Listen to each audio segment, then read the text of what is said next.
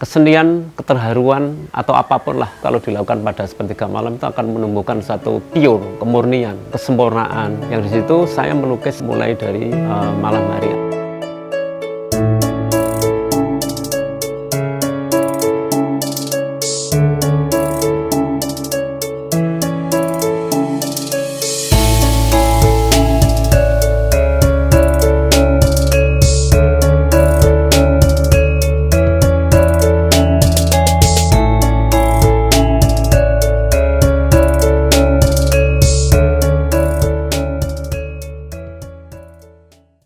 Assalamualaikum warahmatullahi wabarakatuh. Hari ini kita lanjutkan. Kemarin kita sudah podcast dengan Pak Tardi ya, kita sudah bincang-bincang. Nah sekarang kita akan lihat karya-karyanya. Jadi konsep lukisan dalam perspektif Islam seperti apa dan maknanya seperti apa, dan nanti akan dijelaskan oleh Pak Tardi. Mari kita ikuti jalan-jalan hari ini. Oke Pak Tardi, Ya, Assalamualaikum warahmatullahi wabarakatuh. Assalamualaikum. Ya. Gimana kabarnya? Sehat Pak, Alhamdulillah. Ya, terima kasih. Ya, jadi gini Pak, nanti saya ingin lihat karya-karyanya biar nanti juga teman-teman podcast itu juga tahu karyanya seperti apa sih dan maknanya seperti apa. Boleh Pak, mungkin yang pertama bisa di sini Pak. Ya, banyak sekali karyanya Pak Tardi, nanti salah satunya kita lihat di hari ini ya. Silakan Pak Tardi, ini lukisan maknanya apa Pak? Atau konsepannya apa Pak ini? Ya, jadi karya ini menggambarkan kegelisahan saya selaku pelukis. Ya. Salah satunya mengapa negara kita itu banyak bencana sebelum COVID-19. Oh gitu. Jadi banyak bencana, baik itu bencana tsunami, kemudian gunung meletus, dan musibah-musibah yang lain. Apa penyebabnya? Karena manusia melupakan Allah Ta'ala, dan penandanya adalah deretan zikir ini hanya sebagai sambilan. Titik-titik ini sebagai zikir yang terlupakan. Titik-titik ini Pak ya? Zikir. Alam itu marah, dan ini sebagai simbol kemarahan yang saya lukiskan.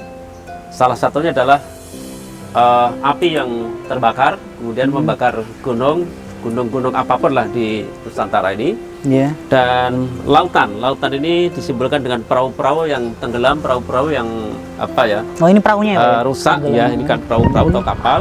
Dan kemudian beberapa perahu ingin menuju ke langit tapi tidak bisa, akhirnya jatuh lagi.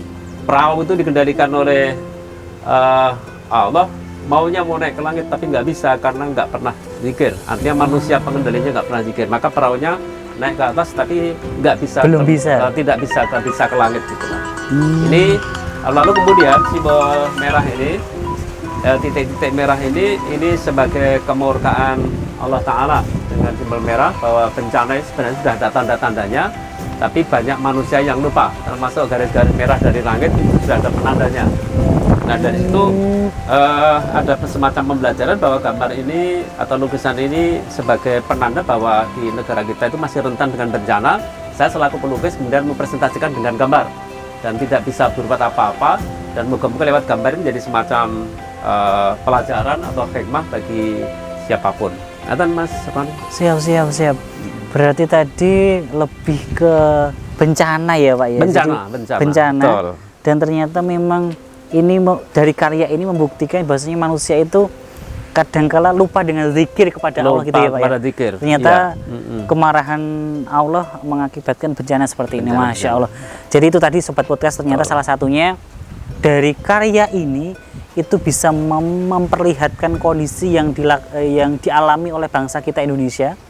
Ternyata memang lukisannya banyak makna dari yang bisa kita dapat pelajaran dari ini yang pertama. Oke, nanti kita bisa selanjutnya kita juga ke yang kedua ya Pak. Ya, Pak Tardi. Yang kedua. Ya. Monggo Pak Tardi. Iya, terima kasih. Lukisan ini saya pamerkan di Balai Jatmoko di Bendara Budaya Solo. Oh iya. Kerjasama dengan UMS Universitas Muhammadiyah Surakarta.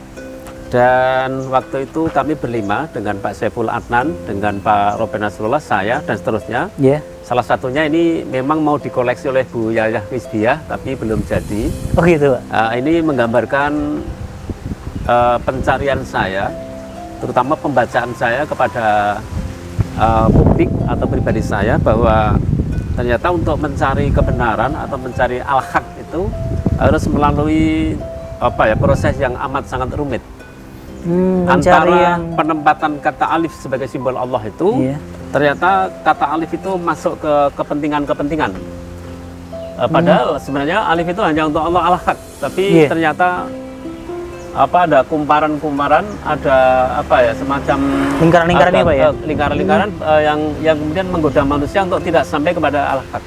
Tapi berarti lingkaran ini godaan gitu ya Pak ya? Semacam godaan gitu, yang simpang siur, yang saling berkelindan, dan dominan warna merah, warna biru. Warna biru itu warna menuju pada kebenaran, tapi untuk menegakkan kebenaran juga amat susah. Lalu ada sedikit cahaya putih, itu untuk menyernakan warna-warna amarah, warna-warna kebingungan, yang kemudian pada puncaknya saya simbolkan dengan huruf alif. Huruf alif yang besar itu, setiap orang yang beriman itu pasti ngerti, karena hatinya itu pasti hatinya itu sudah beriman atau sudah dari sananya sudah fitrah gitu ya. Tapi ketika turun di muka bumi untuk mengembalikan alifnya yang di kolbun dengan alifnya dalam kehidupan, itu memang perlu perjalanan seperti ini. Harus melampaui banyak ujian, banyak musibah, banyak godaan, sebagainya, yang saya gambarkan seperti ini. Dan alif ini sekali lagi, ini sebagai huruf yang menyimbolkan akidah, menyimbolkan keimanan, menyimbolkan macam-macam, yang di situ sebenarnya alif itu sebagai penanda Allah. Apalagi? Siap. Berarti memang ya Pak tadi, kita kayak pencarian kepada kebenaran itu memang banyak godaannya gitu Pak tadi. Oke, banyak alif yang berwarna kuning, ini alif-alif palsu, tuan-tuan yang palsu. Seakan sudah menemukan Allah tapi belum. Seakan sudah sering menyebutkan nama Allah tapi ternyata Allah yang mana, itu juga membingungkan.